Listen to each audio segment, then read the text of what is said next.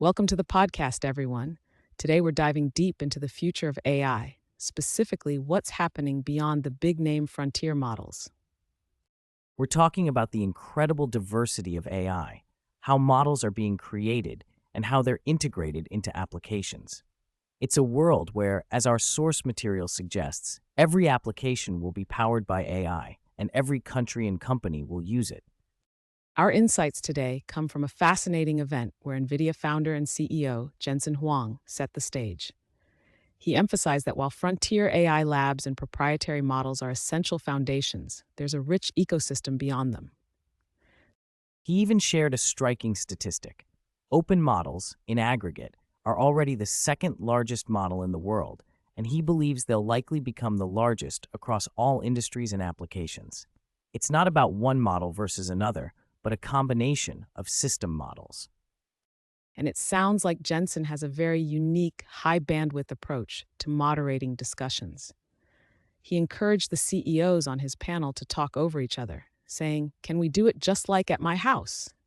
One of the panelists, Harrison Chase from Langchain, even mentioned being genuinely a little bit nervous to be participating in a ritual that I've heard from NVIDIA employees of the Jensen meeting. It certainly sounds like an engaging environment. Jensen immediately tackled a core misconception, the idea of proprietary versus open models as a dichotomy. He sees it as proprietary and open.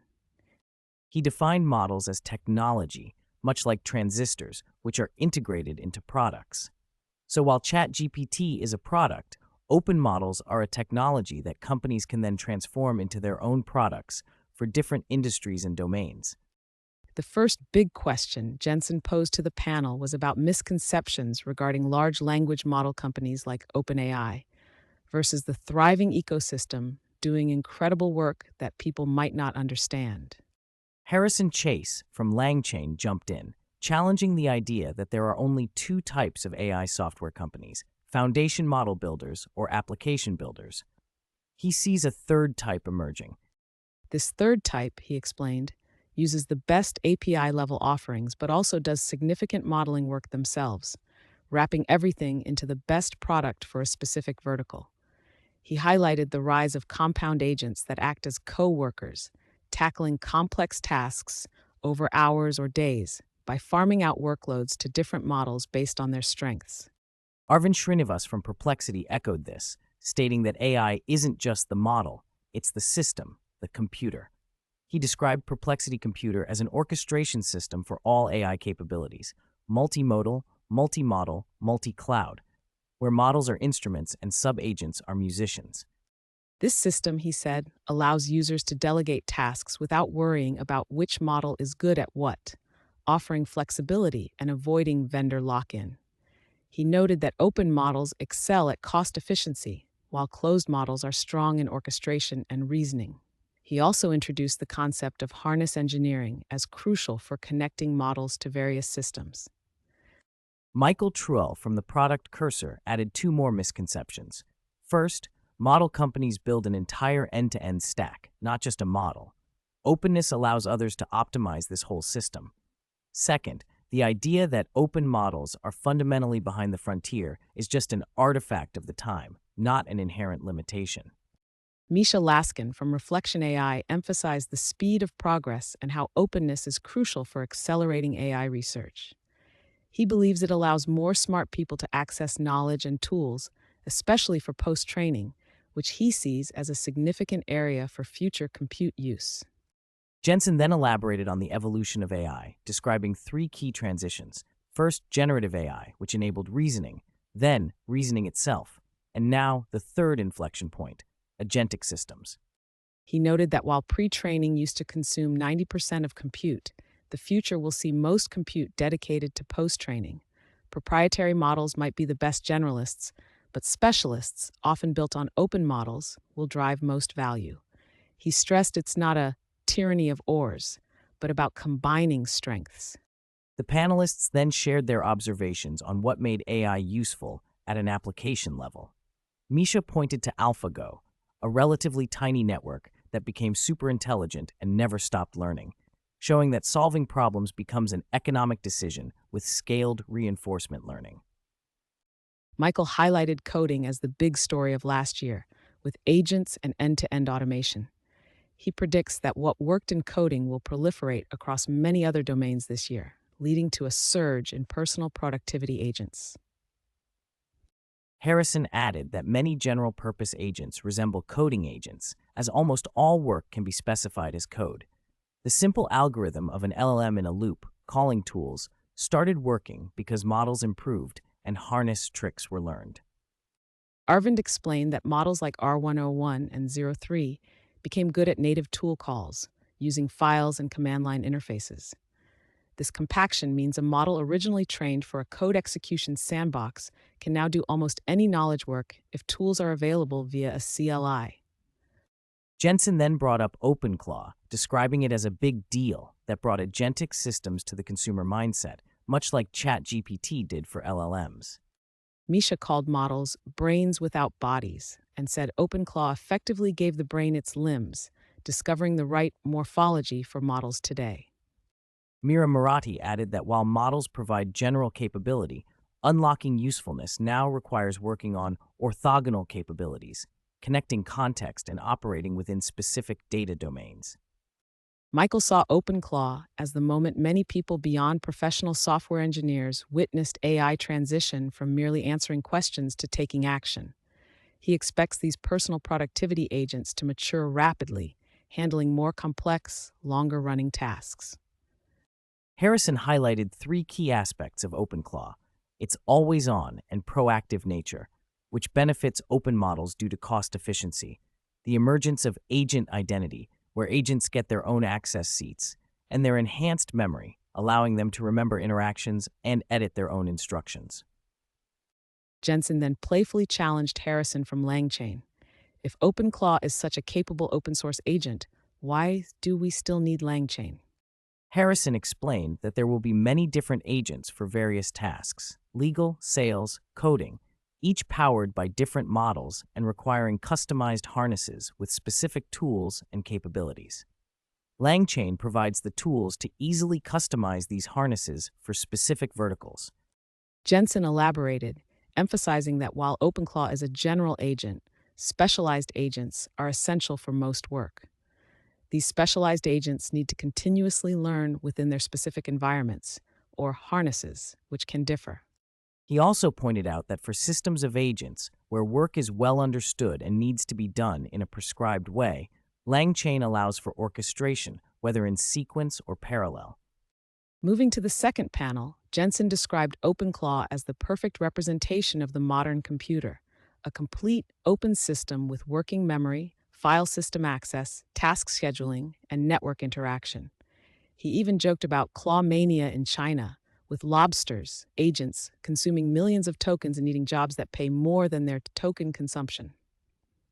He then asked the panel about the industrial implications of OpenClaw and capable open-source agentic systems. Arthur Mensch from Mistral highlighted the complexities at an industrial level: data problems, governance, and organizational transformation. Jensen then clarified Arthur's point, explaining that an agent can access sensitive information, execute code, and communicate externally. For enterprise security, most agents should only be allowed two of these three at a time, and all actions must be governed by security, policy, and access controls. This is where companies like Mistral come in. Hannah from AI2 emphasized privacy, trust, and control over data, arguing that people feel more comfortable letting open models access private information. Robin from Black Forest Labs broadened the scope beyond code, highlighting visual AI as another frontier. He spoke about robots and agents interacting with the real world, requiring visual input and output, and the potential for these models to power manufacturing. Anjani from AMP, a venture capitalist, brought up the bitter lesson: the idea that revenue scales predictably with compute. He argued that coding is just the first evidence of this, and companies like Mistral, Black Forest, and Open Evidence are exploring new frontiers where this lesson holds true. Daniel Nader from Open Evidence focused on industry-specific applications.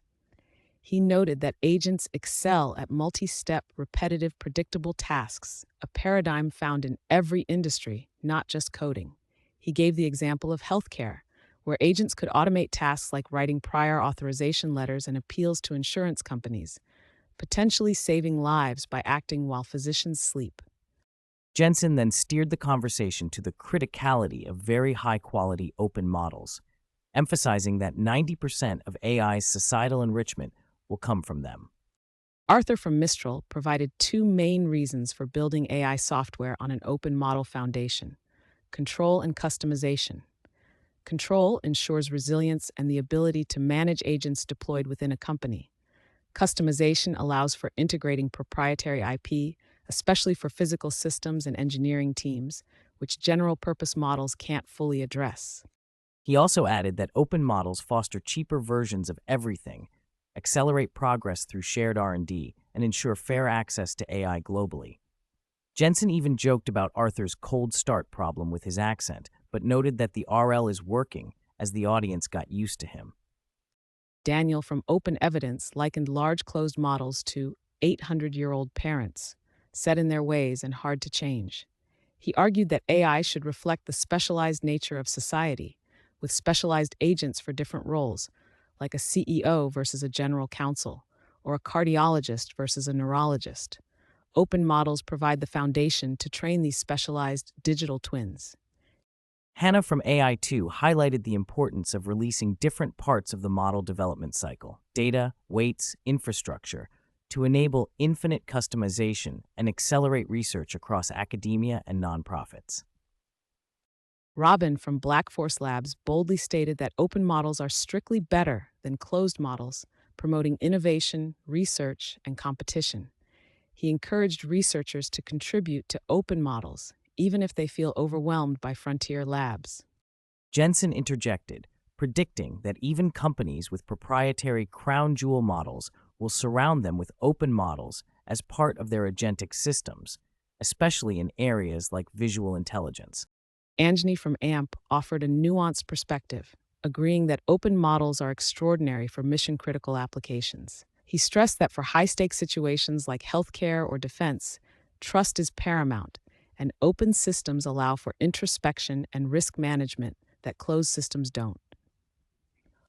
Anjani also raised a crucial point about open infrastructure. He drew a parallel to the Industrial Revolution, where hoarding of resources led to inefficiencies. He argued that for open models to thrive at the frontier, we need an AI grid, open infrastructure that allows for shared, scalable compute capacity.